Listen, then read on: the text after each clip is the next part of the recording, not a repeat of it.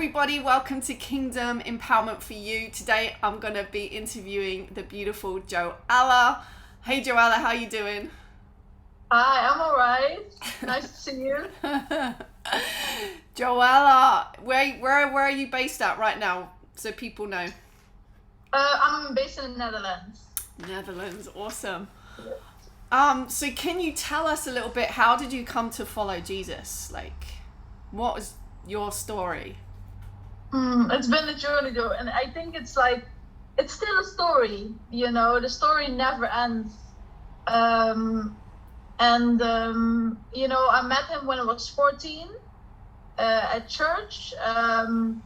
Before I was not, I don't know if I was a believer. I believed in something, but I didn't know what it was. And then my aunt brought me to this Pentecostal church because she was getting baptized. And I thought it would be with the sprinkling, like they did in a Catholic church. But it was fully under the water.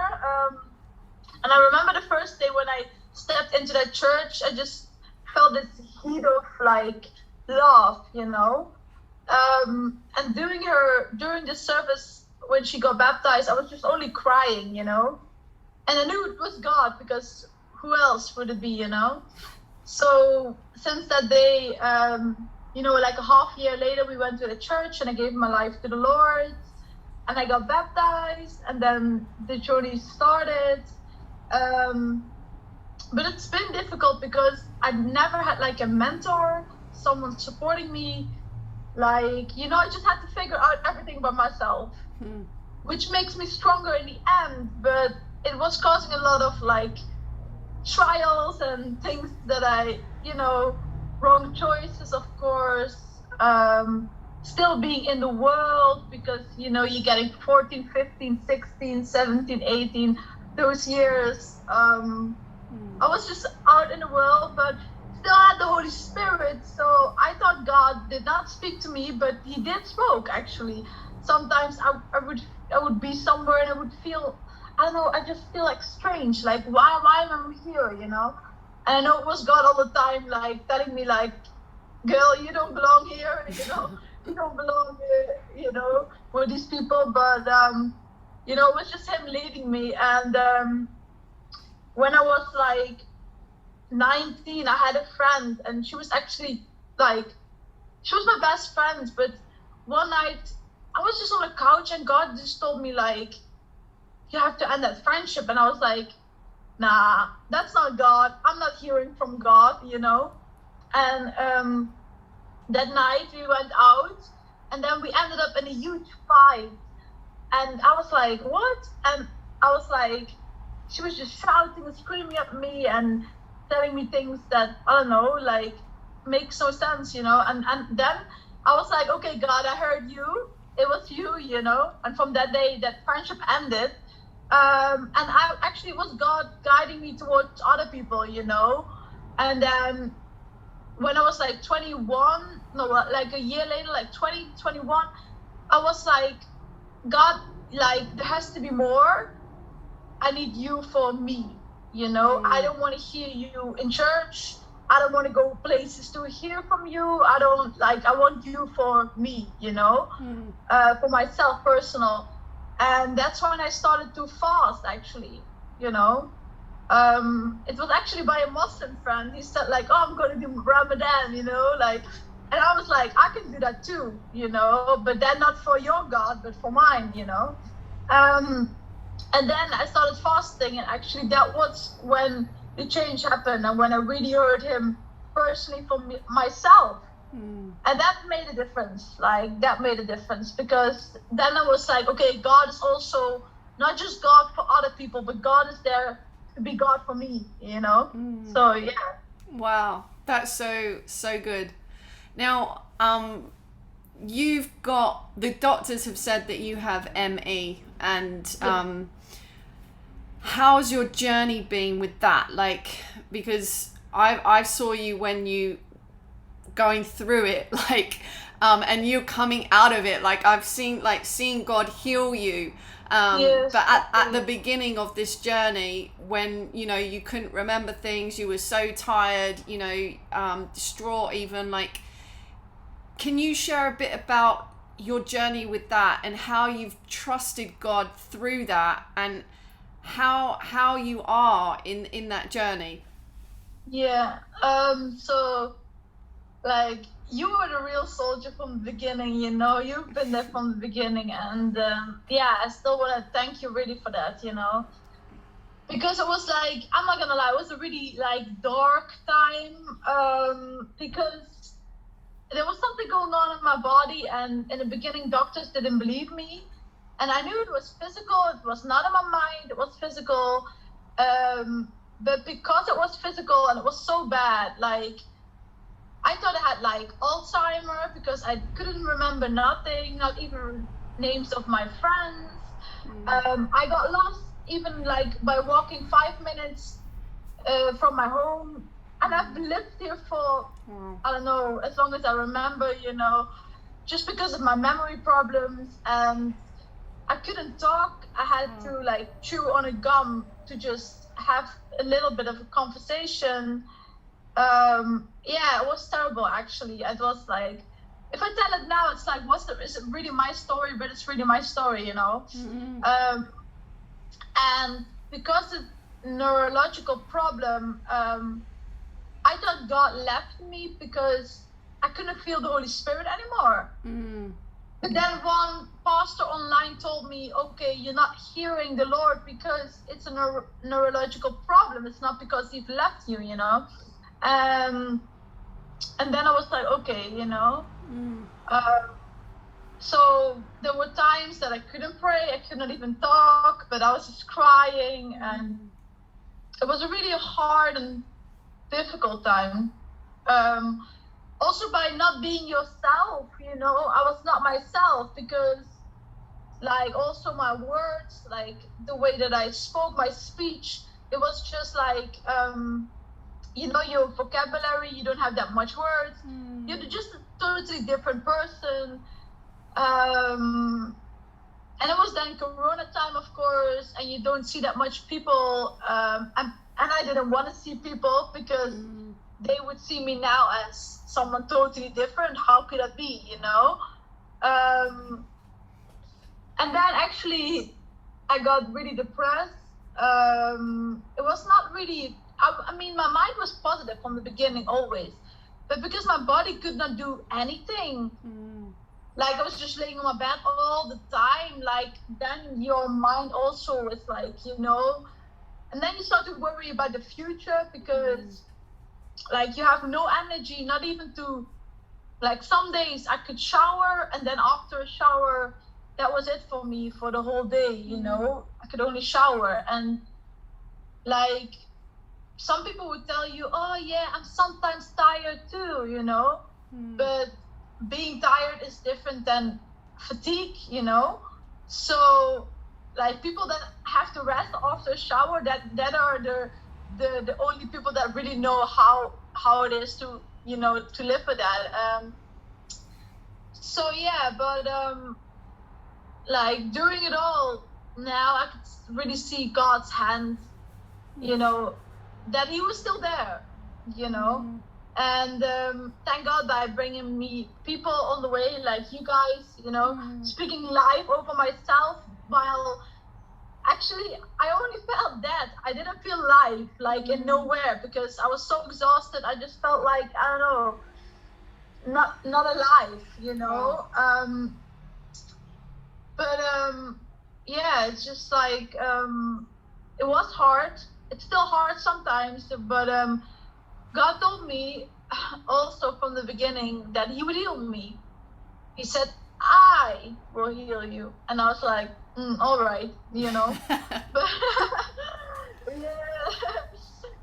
like, okay, you can have faith, but yeah, but I always had faith, but then sometimes because you could not see it, for a long time, that's really when the struggle comes and your faith is really tested, So my mom brought me to every healing service that you can think of during the whole country. Even if I had to literally pinch myself like in my hand to stay awake even during those services. And sometimes nothing happened, sometimes something happened a little bit, but and then you guys told me that I should stop going there and stuff. And sometimes it's hard to accept something like that, but then during the whole year, God just led me to different people, and then there was a little bit of healing along the way, but I think that in this all, God has shown me that I am God. Now the people are not God. Of course they are having gifts, but I want to heal you personally, that you would see me as your healer, so I've seen him healing me. It's taken a long time, but I've seen it in little parts, and that's the promise, and I keep holding on to that promise. And it's hard when you I actually have to live by faith and not by sight, because I was not seeing, even my sight was I had a blurry sight all of the time, so it was literally walking by faith instead, Wow. by sight. So it's been a journey, but God is good because he's faithful, and I had to trust him during all of this, because there was no choice. What else could I do, So trust is a hard word, because trust is not only in the good times, when everything is going all right, but also during those dark times, you had to hold on, because Wow. That's it actually. Wow, as you're sharing, I'm just kind of getting a visual of even when our body is really weak, and when we're going through trials and stuff like that, yet on the outside we're so weak, but on the inside that we're getting stronger. It's we're getting stronger on the inside, even though sometimes we feel so weak on the outside. And it's that place where God really wants us to live from our spirit. And but it's so encouraging for me to see your improvement. I just see God's healing over your life. It's just, you're getting stronger and stronger and stronger and stronger, and I know that you're going to be completely healed. Do you have maybe there's someone going through it right now that are in, do you have an encouraging word for anyone possibly now that's struggling with their health, that you would like to share? Don't strive. What I mean with don't strive, I wanted to get my healing. I went everywhere. I was like, Lord, I need my healing, and it's good to go for that. Definitely hold on to your healing, but it's you need to hear from the Lord himself in what area he wants you to direct, And sometimes it's true, go to the healing service, because a miracle can happen, can happen instant. Because I was the one that believed, I'm still believing in that, in instant miracles, Come on. But this time for me, it was a process, But because I think the Lord, he was probably this girl's not believing in process, this girl only believes in instant things, But so this time, for me personal, it was a process. But for you, the one that is listening, if you need a healing, it can be a miracle, it can be instant, God can do all things. It is not too hard for him. Even if it's cancer or anything, God can. He's God, It's so easy for him. We think in our minds oh my days, but I have this and this and this and this. But God knows, he sees, So just it's hard, but keep believing for your healing. Write it down. If God speaks something to you, if it's a promise, if you feel in your heart you need to go to a healing service or to to anyone that is coming, go, because it's your faith that will make you whole. It's your faith, nothing else, so yeah. And of course, let people pray for you. It's also like, it's not a weakness to seek for help, if you need prayer, you need prayer. So we are one body, and go to people that can pray for you. It's actually strength to seek for help, because that shows that you have emotions and that you're willing to share them with others. So yeah, that's so good. And if there's anyone out there that does want prayer, we're going to put a link in the description below, so you can write to us and let us know, so we can pray for you, because we're all about praying and standing with you through anything. Like, that's what we want to be. We want to be a community of believers that are just standing together in God's power. And so could you quickly share with us, Joëlla, what does the word kingdom mean to you today, like in your life? Okay, kingdom is actually everything that God has, I want to have too, So there's abundance in the kingdom, and we live this life on earth, and sometimes it's a bit boring if I look around. It's like just so superficial, but I believe in the supernatural, That means, kingdom means for me, like, I want to see people being fully healed, I don't believe in half work, I believe in full healing, I want to see people being delivered of addictions and stuff that that the enemy tries to get them bound, I just want to see all the things that Jesus did on this earth, and that's what kingdom is for me. Yeah, that's so good. I love that. I'm getting excited just hearing that.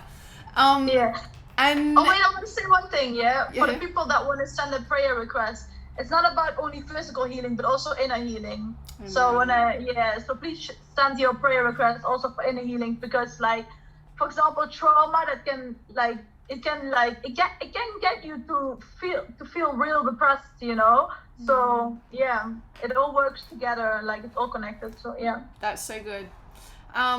As you know, we've got a sibling channel, Sacred Rest Moments, and we are really behind the whole valuing rest and bringing back rest, because of our culture. It's kind of pushed rest aside. So what does rest mean to you? Like, what's your journey with rest? So it's actually really funny. It's really funny because I could never soak. Like, I was the person I could never soak. Everyone was always laying in church on the floor, and I was just like sitting there and even not even resting, like striving to listen to the Bible and just I was like, soaking is nothing for me, but it is actually. I had to learn to rest. Because of this fatigue, I had to stop my body, and before I was just flying everywhere, but now I had to stop. So soaking for me means actually also like being still and be still and know that I'm God, but then I have to be still, So yes, I subscribed to your channel, and I started to follow some series. I like the trusting series, for example, because it's hard to trust God sometimes. But then I was just like, you know what? I don't need to strive. You're God. I'm just gonna lay here and see what you have to say. So yeah, I'm still working on the soaking things, but yes, I have my resting moments now, and try to hear from the Lord at those moments here, instead of only talking to Him, because I like to talk a lot too. So yeah. Oh, Joëlla, you are such a joy. Thank you so much for hanging out with us. And we will put Joëlla's probably Insta in the bio. So if anyone out there wants to connect with her personally, you can. So we just want to bless you that's watching, and thank you for joining us, and thank you so much, Joëlla, for spending some time with us. No worries. All right. Bye-bye. Bye.